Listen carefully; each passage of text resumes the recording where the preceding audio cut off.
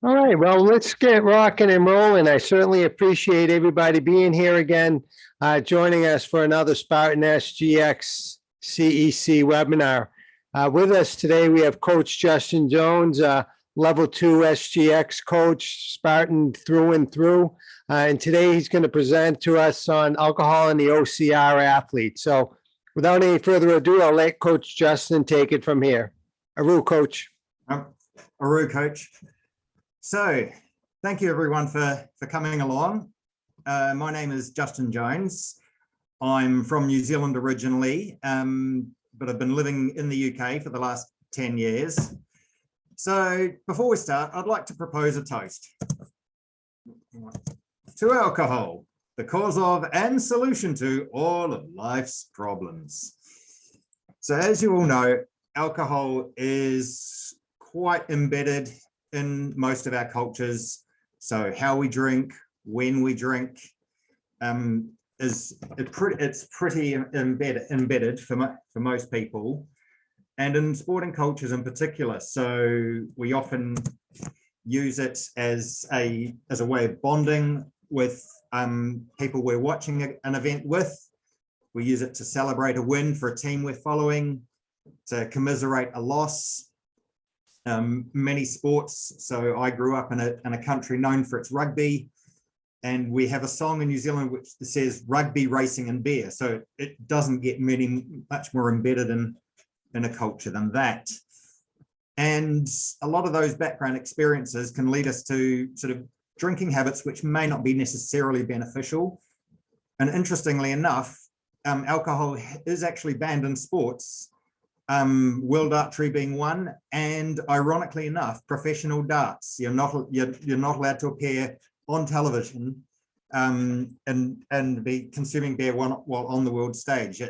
That's quite an irony for a sport that grew out of pubs and public houses. And in a number of sports, drinking is part of that team bonding culture, to the point of drinking more than in a binge. Looking at most standard definitions would be 5 units or more in a given session. And so we're often taught as we're growing up to use it to overcome anxiety, shyness in social situations, to help us relax or to unwind at the end of a long week. So here in the UK, it's about 5:30 on a sunny Friday afternoon, and for those of you on those on the continent, it's about 6:30 in the evening, which would, for a lot of cultures, is when we would kick off the weekend and have a drink to relax from the weekend. We use it to celebrate and be happy. We might use it to deal with grief or a toxic work environment. And there are some studies which it's been used to suggest that alcohol is good for the heart, which after today you might think, okay, is it really? So and particularly if we look at the way alcohol is portrayed in the media, it's for having a fun time. It's it's often a case of in some advertising, beer is the stuff that it shows, beer adverts particularly show manly men doing manly things as a result of drinking beer. But is it really the case? So why not make beer ads that reflect what really goes on? So it's 5 o'clock in the morning, you're whizzing against a dumpster, it's Miller time. So sometimes alcohol, the reality doesn't really match up with the marketing. And I love this meme, is dear alcohol, we had a deal. You were to make me funnier, sexier, more intelligent, and a better dancer. I've seen the video, we need to talk. And I found over the years that the expectations that came along with alcohol didn't really match that reality. And in short, alcohol lied to me. How dare it?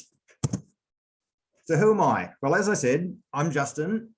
I've been a personal trainer now for some 22 years, so a long time. I've been doing obstacle course racing since about 2012 and started getting into it in around 2015, a little bit more sort of just enjoying it, because I'm not a fast person. I'm in my 40s. Sort of, I've long since given up getting the call up for the All Blacks. And I'm also a father. I look after my kids in the afternoons at home when my wife is working, and I'm running the risk of doing this Zoom live with a 2.5-year-old who may burst in and help co-host. So a little bit of how I came to discover some things in terms of the effects of alcohol is starting with my journey. So if you'll indulge me, I'm going to talk about how my discoveries really began. So we go back to 2016. It was, let's face it, it was a hell of a year. And if you thought Princess Leia dying was bad, 2016 got real personal with me and my family. So we started the year. My wife was pregnant with our twin boys, and just before the start of the year, we ended up in a major hospital in London, a critical care hospital, because my wife started going into premature labor. And on the 4th of January, our boys were born at 25 weeks plus 6, which if you don't know, that's about 13 weeks earlier than they should have been turning up. So we were in various hospitals for about from January through till May. We were in hospitals sort of both in London, which is about 50 miles from where we live, and then gradually closer to home. And when I wasn't at work, when I wasn't at the hospital supporting my wife with 2 prem boys. Now they were born, they weighed 1 pound 14 ounces and 1 pound 11 ounces, or 850 grams and 780 grams. So they were small. There was at the beginning, it could have been 50-50. But they grew and they developed. When I wasn't at the hospital, I was burying myself in my personal training business, and we were managing. And then May came, and the boys were doing really well. We were discharged from hospital, and basically about a week after we came out of the hospital, one of my sons collapsed. One of my sons collapsed, and he was taken to hospital. He was resuscitated. We went back to the hospital, but ultimately he did not survive. And so that was a pretty tough thing. And that was sort of where that whole using alcohol for dealing with grief, that was where sort of things started taking a bit of a turn, and things were sort of going through those following months. Things weren't, we sort of managed, we stuck close to each other. We sort of tried to deal with things as best we could. And then in August, one of my brothers died unexpectedly from a thoracic aortic dissection. So basically his aorta basically decided to split, and he passed away very quickly. He was a big boy. He was morbidly obese. So the fact that he died at a quite early age was not totally unexpected, but compounding on top of everything else, that was not a fun experience to go through. And dealing with the repercussions of that from the other side of the world. He was still in New Zealand. And then later, but just to round off the year, my mother passed away in New Zealand on New Year's Eve. So yeah, needless to say, I was using alcohol as a way of trying to deal with grief, because that's the way I was brought up. Negative emotions, you use alcohol. Now, and as a result, you can see in this picture, this was taken in probably about August or so of that year. I'd pretty much ballooned out. I was a bit shocked at this, but that's what that was. And I sort of went through, over the next 2 years, I went through a cycle of sort of heavy drinking, then I'd go into abstinence, then I'd try moderating, and then maybe you would start to seasonally pick up into heavy drinking, back to abstinence, then to moderation. So it more or less went through that cycle till about 2018. And I signed up for a Spartan trifecta. I'd done OCR races before, and I thought, you know, Spartan sounds pretty cool. I might sign out for that. How hard could it be? So before I get onto that, now I would like to say I was not this guy. I was not putting vodka into my breakfast cereal. I wasn't hanging out at the parks drinking. I wasn't turning up at home at 4 a.m. Smelling of booze, cigarettes, and cheap perfume. I was sort of a normal trainer on the outside, working. I was very, very busy. Ironically, my business was I was earning around 50K in British pounds. It's about 65,000 US. So my business on the outside was pretty successful. I was functioning, even with all of this going on in the background, but I was definitely drinking a lot more than the recommended sort of 14 units a week. Now, as I said, in 2018, I signed up for a Spartan, thinking, you know, how hard can it be? It's an obstacle race. I've done these before. I'll be fine. And I was like to say, that weekend lovingly kicked my ass. So these are my athletes results for that weekend. So 3 hours 17, you think, okay, that's not bad for a beast. The trouble was, this was a super. I should not have so it was a pretty bad opening on my first Spartan race. I ended up in about the bottom third of all men. So it was really not a great race on the Saturday. And then the Sunday, I came back, I did the sprint, and again, not a particularly good result. So about half the maybe slightly half the time, even slightly slower. So I thought, well, this isn't good. I've got to get fit before I do the beast in October, because otherwise I'm not going to make it around. So along the way, I ended up meeting up with a group that are involved in helping people to change their relationship with alcohol. Now, this is not Alcoholics Anonymous. It's not it wasn't a 12-step program. It was I've never identified as an alcoholic. I certainly had issues with overusing, but I would never class myself as an alcoholic. But I did decide along the way, I was deciding, okay, maybe I need to sort of change things. And when I met up with this tribe, this community, I decided, okay, I'm going to take a break. I didn't say I'm giving up alcohol forever. I'd said that often enough after the night before, the morning after, was I'm never drinking again. And then Tuesday would roll around. But certainly I decided, no, I'd take a break. I'll use this time from July until October to prepare for the beast and try and do this properly. So one of the things I discovered along the way was the use of alcohol-free beers and ciders. So for those that might not know, it's anything that's classed below 0.5% alcohol is considered alcohol-free or de-alcoholized. I also started digging into some of the academic research and some of the books about helping people overcome addiction to alcohol, or change their alcohol use, known as Quit Lit. Now, don't try and say that too quickly. So why drink alcohol-free beer?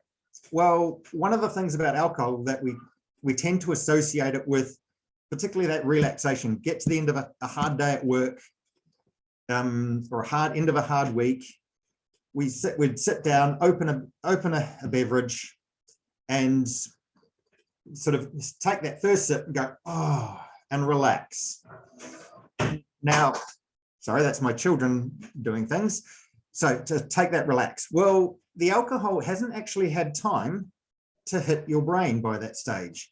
So it's really that classical conditioning, Pavlov's dog, where you ring the bell, the dog anticipates the food, and it starts salivating. So that first sip and taste of the beer is really that ringing of the bell to say, hey, alcohol's on its way, you can relax. So if you have an alcohol-free beer, you have that first sip, and many of these beers now actually taste pretty much the same as the original, or very, very close. So you get that relaxation feeling.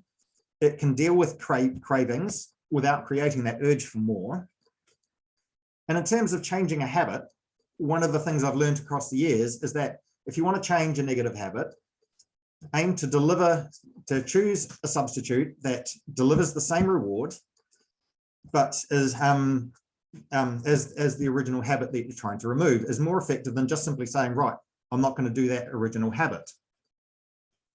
And it works surprisingly effectively. Now, some organizations say you shouldn't drink alcohol-free variations. They're a gateway into the drug. And that may be true for some people, particularly those who have an alcohol use disorder. It may or may not be true, but there's a number of people within the alcohol-free sobriety community who actively encourage the use of these alcohol-free alternatives, because for a lot of people, it's just looking like you're doing something that you're having an adult drink. So in these cases, that works very, very well for changing those habits. And over time, you might actually drink less of these alcohol-free alternatives. So now we'd just like to take a minute to thank our brand partner, Athletic Brewing, who the official non-alcoholic beverage to the Spartan US, Canada, and now the UK. So these are popular in a number of countries. I noted there's someone here from Germany. I know the Erdinger is a popular post-run refreshment in that territory. So the word is getting out there. It's sort of and Athletic Brewing decided to make a beer that tasted good, just didn't happen to have the alcohol in it. So now, looking at some of the research I discovered. Now, this article made me go, holy, yeah. This was from a journal called The Lancet, and it was published in 2009, revised 2010. And they looked at a number of drugs and were rating these drugs based on the harm to either the user or harm created to others. Now, this was expert panels that came together and did the weight scoring on various drugs. Now, they looked at cannabis, tobacco, cocaine, crack cocaine. Now, I didn't know there was a difference between the two. Ecstasy, alcohol, heroin, methamphetamine, LSD, anabolic steroids, and they weight scored all of these to look at harm to self versus others. Now, the harm to self, you can sort of think, all right, that's fairly expected. Number one was crack cocaine, followed by heroin and methamphetamine. But what really shocked me was the combined totals, and that alcohol came out as being more harmful in terms of harm to self and others than methamphetamine or heroin. And those two drugs are pretty nasty in their impact. So to have that stand out really was quite a shock to me, and made me think a lot more. It's not just about what happens to ourselves, it's what happens to those around us, such as our family. It could be the result of drunk driving or risk behaviors when outdoors, arguments, violence that can happen as a result of people under the influence. And that really made me want to look and dig a little bit deeper into things. But rather than talk about all the downsides of alcohol consumption, as you see, when I read about the evils of drinking, I gave up reading. Let's talk about the alcohol-free advantage. Because quite frankly, going alcohol-free can lead to faster recovery from both races and training. It can reduce the injury rate and reduce inflammation. It can help you sleep better. Your hydration status is improved, better gut health. Certainly I noticed a lowered resting heart rate and blood pressure. And it really improved my mental health, my resilience, and grit. So in terms of recovering faster, one of the things I found was on a survey done of college/university athletes, the non-drinkers were less likely to be injured in season compared with those who drank at least once a week. Now, that's not saying that those drinkers were heavy drinkers. It was just saying just once, by definition, it was someone who didn't drink at all versus someone who drank at least once a week. So that to me says, I always had aches and pains. Looking back at that picture, I had a knee brace on because I'd get knee pains. And I was always associating it with, I'm getting old, I'm over 40. But I found by going alcohol free, a lot of those aches and pains disappeared or were dramatically reduced or didn't last as long. So I'd come off a heavy strength training session and no longer feel like I'd been beaten with a kendo stick. And alcohol actually interferes with the ability of your body to replace proteins that have been broken down. So it's, and if you binge drink, which 5 units is about 3 pints or 3 cans of 4% alcohol, the more you drink, the longer that recovery interference can last. So for me, taking a break was actually the ideal thing. In terms of helping, you can help you sleep better. So alcohol, some people who use alcohol to help them sleep, it might initially knock you out. But the trouble is it interferes with REM sleep and the vital stages of sleep we need for recovery. And as that alcohol is detoxified in the body, the sort of after that first 4 or 5 hours, the sleep becomes more fragmented, and it's you end up actually not sleeping that heavily. You end up going into more stage 1 sleep. So if there's a loud noise, you're more likely to be woken up in that second half of the night, breaking up your sleep. And it also can induce night sweats. And I used to wake up with the sheets soaking wet in the night sometimes. So being able to sleep better means you have more energy, sleep gets very tied in with weight regulation. So people who suffer from sleep deprivation are more likely to break their diet, to ingest high calorie, high sugar foods. So in terms of improving diet, it has a knock-on effect by reducing or eliminating alcohol. And in terms of resilience, by no longer relying on alcohol as a way of solving problems, I learned to develop new coping skills and strategies, and my mental performance improved. So there was certainly some research that shows that just a hangover can reduce your aerobic performance by about 11%. It also means that you have that lethargy, which means you don't really feel like training. You just want to sort of, you might do a session, but it'll be very light. It doesn't affect anaerobic performance as much, but it does certainly affect aerobic performance. And in terms of mental health, alcohol is a depressant. Now, I knew this beforehand, but what I didn't realize or appreciate was that when you suppress a lot of those hormones, the body starts producing cortisol and other stress hormones while that alcohol is being consumed. Now, as that alcohol wears off, what you get is a rebound. So suddenly you get this massive overshoot. Your body tries to restore hormones to a normal hormone level, and then you then get an overshoot, and then you end up, if you have a little bit of alcohol, you get a little bit of anxiety. And it's not just the, oh God, what did I do last night? Oh, that could be part of it. You suddenly get, if you drink a lot, you get a massive sense of overall, like a sense of doom, sort of, I call it hangxiety or hangover anxiety. And basically you become, everything can be more of an irritant. So if your kids are being annoying, you're more likely to snap. If someone's being a bit of an idiot at work, you're more likely to think negative of them. So all of that sort of is not good for mental health. And certainly the number of times that or on at least a few occasions, I would end up having to I'd go out for a simple 5-10 mile run, and I'd end up calling my wife as a taxi to come and get me because I was too exhausted to finish the run.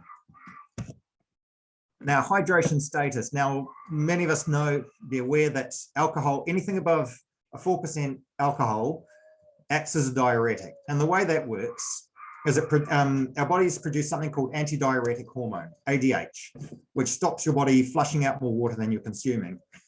And I know sort of in earlier times, I would have said, have one beer and then have a glass of water. So try and slow down your alcohol consumption.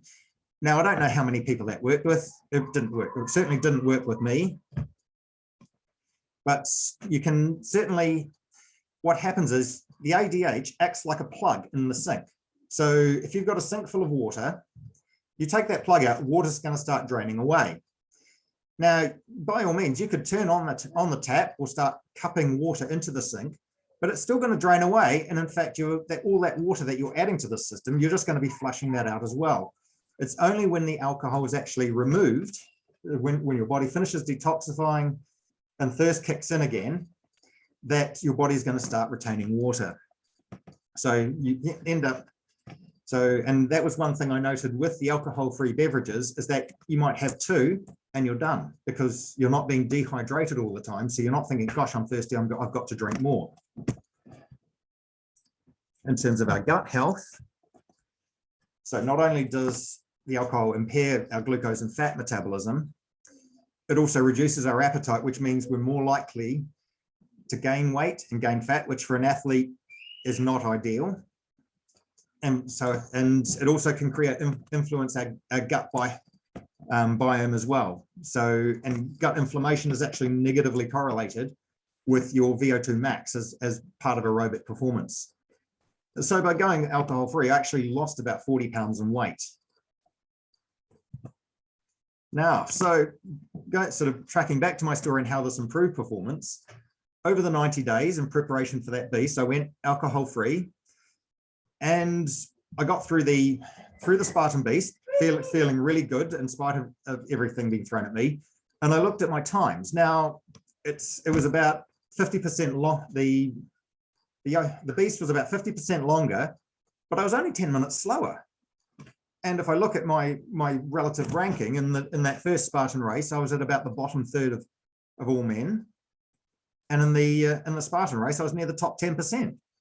And that really, I went, wow, okay, I've got to, this is a real change.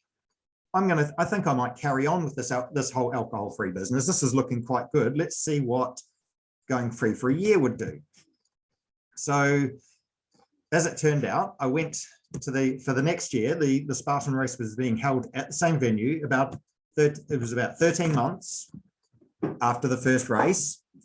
So it was, if you look at, these are the times for the super, 3 hours 17 on the first, and about 900th out of some 1,200 runners, male runners. The second year, I slashed over an hour off my time. Now, you could say part of that was down to, there's practice effect, you're a bit more used to things, but that doesn't explain a full hour. And the fact that I felt a lot better, I stepped up into the age group categories, because there was the Adventure World Champs in the UK that year. So I was trying to qualify for those. But when I crunched the numbers and looked at where my position would sit had I stayed in the open, I would have been about the top 15% of all men, and sort of in the male age group, I would have been 9th, compared with 80th out of 116 the year before. I would have been 9th out of 80. So again, I was almost the top 10%.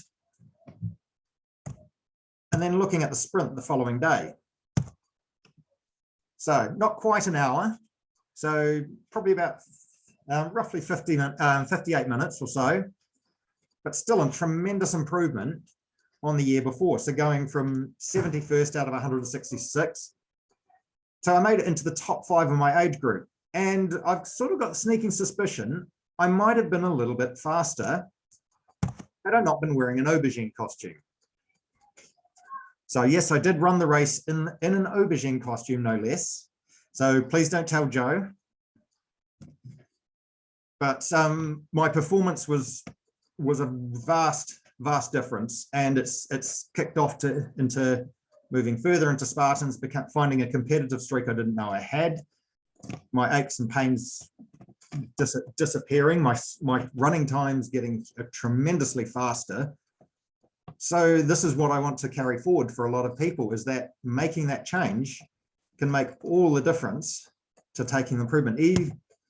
So even just cutting back, sort of drinking what we call in moderation, which I can mention some slides later on if people have got questions. can have a tremendous benefit in terms of athletic performance.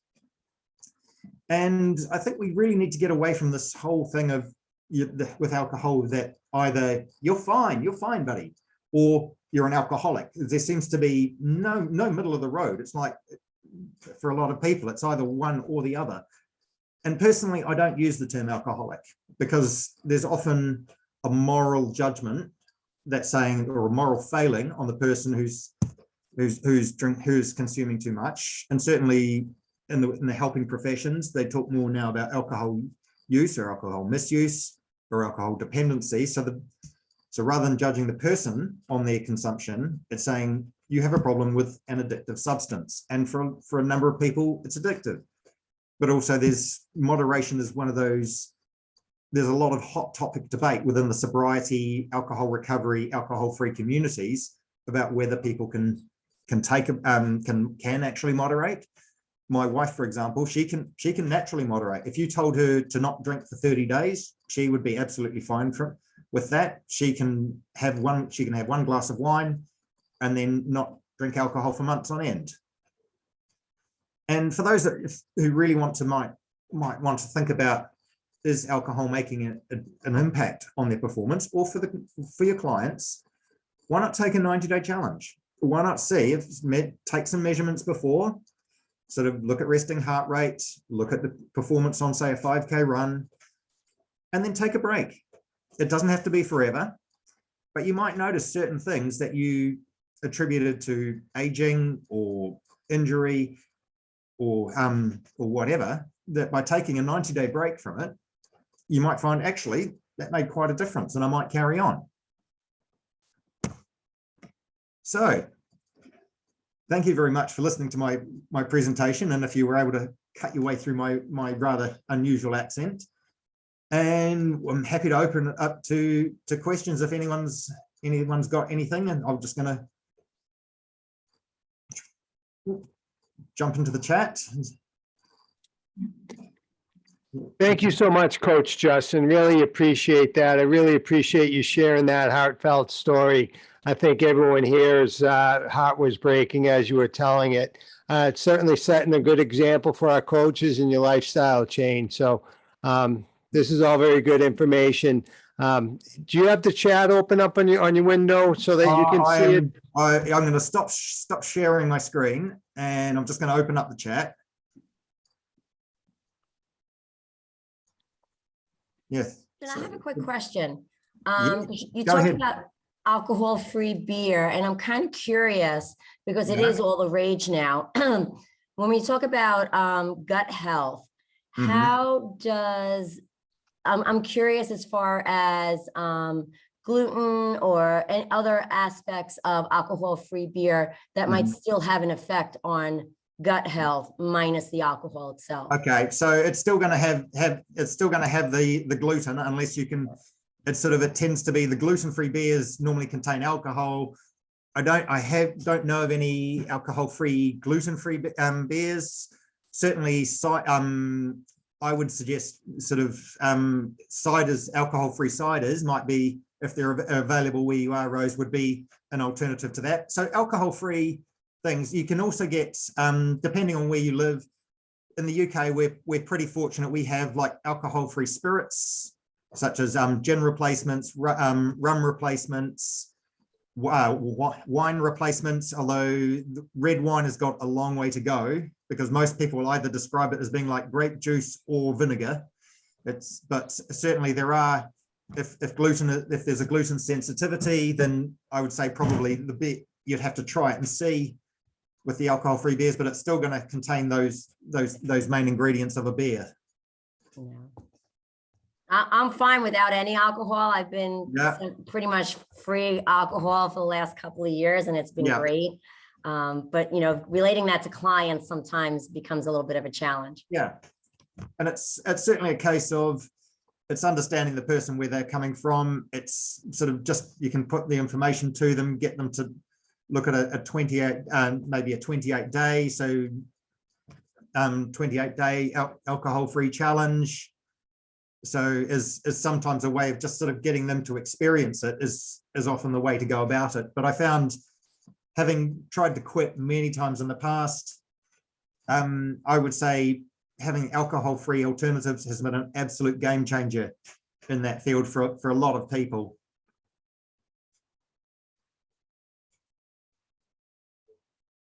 So yes, okay, so thank you, Rose. That was great.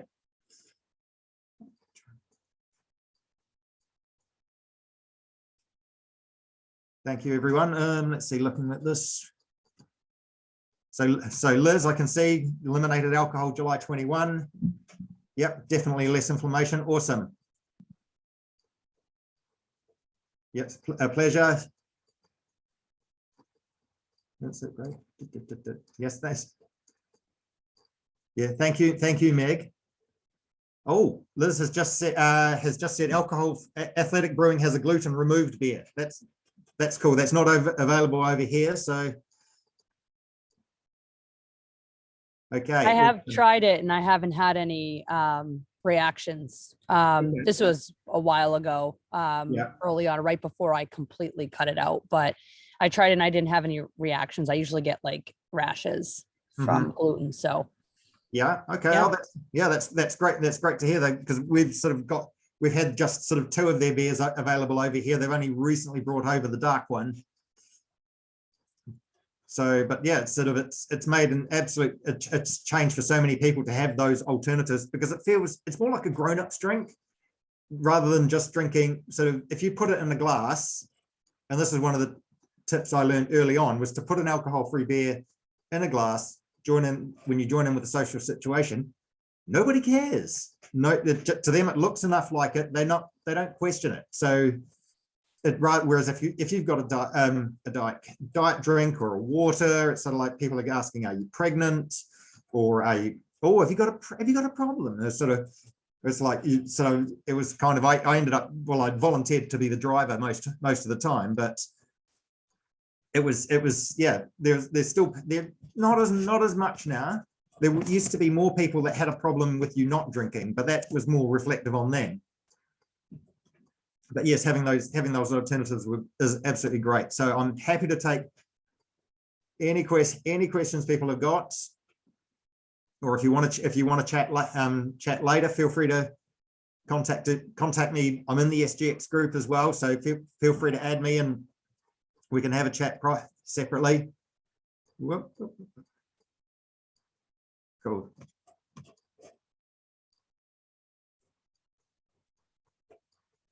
All right. Well, if there's no other questions, what you can expect is I'm going to shoot this video recording over to Coach Justin, and he's going to put it on his Facebook page, and then I'll share it out to the coaches that signed up for this. So the ones that aren't here can watch it, or you can go back and watch it yourself. Also, Coach Justin was nice enough to share his slides with me, so I'll send those out too. So you can get a look at those, and his social media and his emails on those slides as well. So Hang on, yeah, so you can keep the discussion going. Okay, so someone's just asked me to share my contact details again. So just trying to find how I do that.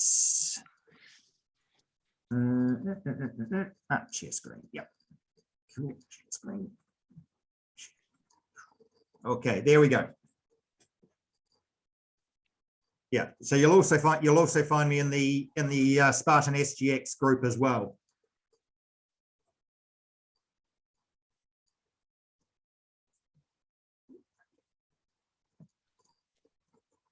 All right, cool. All right, everyone. Well, thanks again, Coach Justin. Very interesting and informative presentation again. And thank you all for joining us. Next time, kind of piggybacking off of Coach Rose's topic, we're going to discuss the microbiome. I'll be presenting basically a month from here. I'll presenting on microbiome and its effects on health and performance. So hopefully you find that interesting. I look forward to it. Everyone have a great weekend, and I'll see you next time. Aru. Aru. Thanks. Aru. thank you. Aru. Aru, coach.